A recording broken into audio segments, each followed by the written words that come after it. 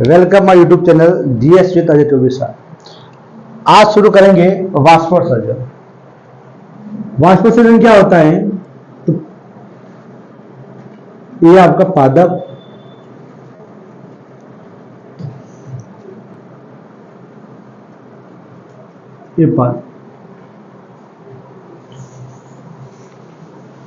पादप के वायवीय भाग के द्वारा, पादप का वायवीय भाग, ये पादप है ना, ये आपकी हो जाएगी तना, ये हो जाएगा जड़े।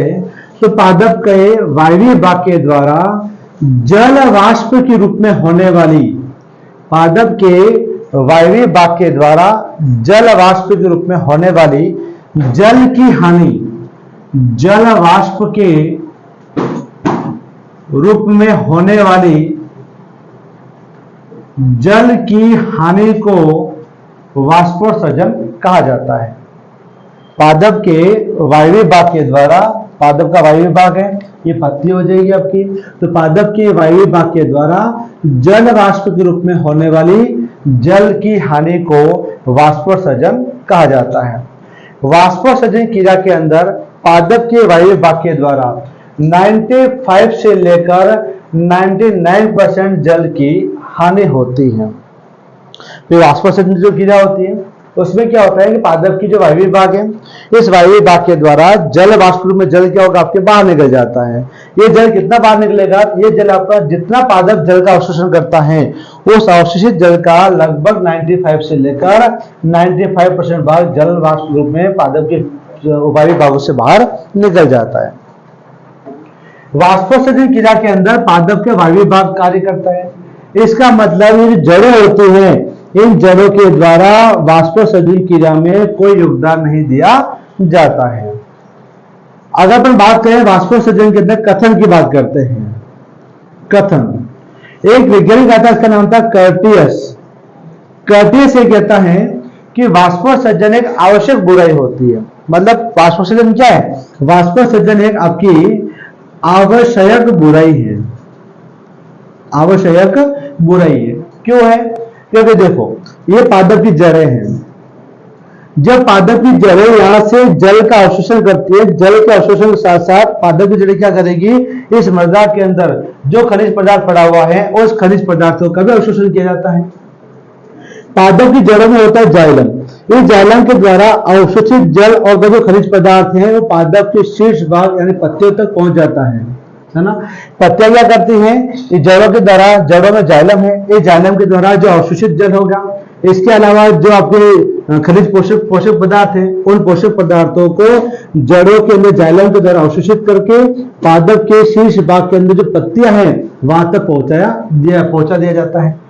इससे क्या होता है, ये जो पत्तियां हैं, ये पत्तियां सूर्य के प्रकाश के अंदर, सूर्य के प्रकाश की उपस्थिति में पर्णहरित नामक जो वर्णक है, इसके प्रेजेंट में क्या होता है, ये प्रकाश संश्लेषण क्रिया करता है और प्रकाश संश्लेषण की क्रिया के द्वारा ये पत्तियां भोजन का निर्माण करती हैं। ये भोजन पत्तियों में उपस्थित फ्लोएम के द्वारा पत्तियों से होता हुआ ये पादप की जड़ों तक पहुंच जाता है। इस प्रकार दोनों में तालमेल बना रहता है। वे जड़ें यहां से जल का अवशोषित करेगी और ये पत्तियों तक पहुंचाती है, और पत्तियां क्या करेगी, भोजन का निर्माण करती है, जड़ों तक पहुंचाती है। मान लेते हैं यदि ये जड़ें हैं, ये जड़ों के द्वारा जल का अवशोषण तो होता है, देखिए जब ये जड़ें जल को पत्तियों तक नहीं पहुंचाती हैं तो पत्तियां क्या होगी, सूर्य के प्रकाश में झुलस जाती हैं, और जैसे पत्तियां झुलस जाएगी पत्तियां खत्म हो जाएगी। जब पत्तियां खत्म हो जाती हैं तो पत्तियों या भोजन का निर्माण नहीं होगा। जब भोजन का निर्माण नहीं होगा तो ये भोजन जड़ों तक नहीं पहुंच पाता है, जड़ें अपने आप ही क्या होगी, आपकी कमजोर होकर नष्ट हो जाती हैं। इसलिए कर्टियस से कहता है कि वाष्पोत्सर्जन एक आवश्यक बुराई है, क्योंकि जड़ों को पता है कि जल जो जितना अवशोषण हो रहा है उसका अधिकतर भाग तो पत्तियों के द्वारा बाहर निकाल दिया जाएगा। लेकिन अगर पत्तियां जल को बाहर निकालेगी, पत्तियां झुलस जाएगी, नष्ट हो जाएगी, जिससे यहाँ पर प्रकाश संश्लेषण की क्रिया नहीं होगी, प्रकाश संश्लेषण की क्रिया नहीं होगी, भोजन का निर्माण नहीं होगा, भोजन फ्लोएम के द्वारा जड़ों तक नहीं पहुंच पाता है, और जड़ों को जब भोजन नहीं मिलेगा जड़ें कमजोर हो जाएगी और जड़ें नष्ट हो जाएगी, पौधा खत्म हो जाएगा। इसलिए कर्टियस कहता है वाष्पोत्सर्जन एक आवश्यक बुराई है। इसी प्रकार एक वैज्ञानिक आता है स्टीवर्ड। स्टीवर्ड ये कहता है कि वाष्पोत्सर्जन एक अपरिहार्य बुराई है। क्या कहता है कि वाष्पोत्सर्जन एक आपकी एक अपरिहार्य बुराई है। अपरिहार्य का मतलब क्या होता है? ऐसी बुराई जिसे छोड़ा नहीं जा सकता।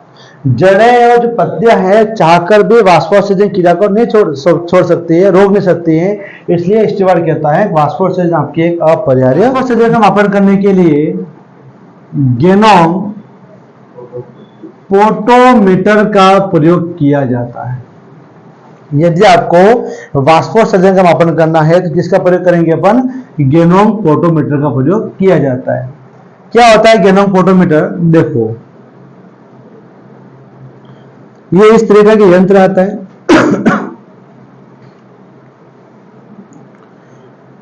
इसके अंदर अपन पादप के अंदर कितने मात्रा में पानी का उत्सर्जन हो रहा है इसको आराम से ज्ञात कर सकते हैं।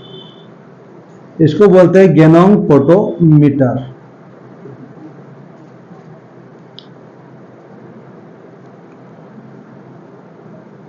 ये गेनोम पोटोमीटर है। इस गेनोम पोटोमीटर के अंदर यहां पानी भरा होता है। इसके अंदर यहां पे अपन क्या कर रखा है? इसके अंदर जल भर रखा है, ये पानी भर रखा है और ये पात्र ले लिया अपन ने, इसमें भी पानी भरा हुआ है। यहां पर एक एयर बबल होता है, हवा का एक बुलबुला बना होता है। यहाँ पे एक हवा का बुलबुला बना हुआ है और इस गेनोम पोटोमीटर के अंदर यहाँ पे स्केल लगी होती है। स्केल लगी होती है जिस पर नंबर लिखे होते हैं 1 2 3 4 5 6 7 8 9 10। अब जिस पौधे के अंदर हमको वाष्पोत्सर्जन की दर को नापना है उस पौधे को इस जगह पे लाकर फिट कर देते हैं। ये पौधा आपके यहाँ पर फिट हो जाएगा।